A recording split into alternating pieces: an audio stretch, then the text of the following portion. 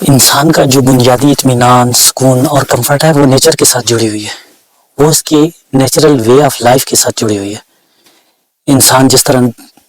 پیدا ہوتا ہے، جس طرح ایک نیچرل انداز سے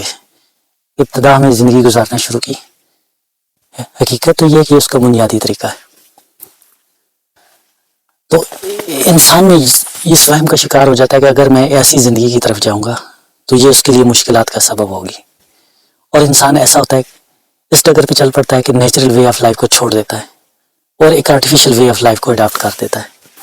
اور پھر اسی کا شکار ہو جاتا ہے۔ اس کے نتیجے میں انسان کی طرف سستی، کاہلی اور ان ایکٹیویٹی آتی ہے، جس کا نتیجہ یہ نکلتا ہے کہ انسان ایک مخصوص ڈگر پہ چلتے ہوئے ایک مخصوص لائف سٹائل کا شکار ہو کے اپنے آپ کو اس لائف سٹائل کا قیدی بنا لیتا ہے۔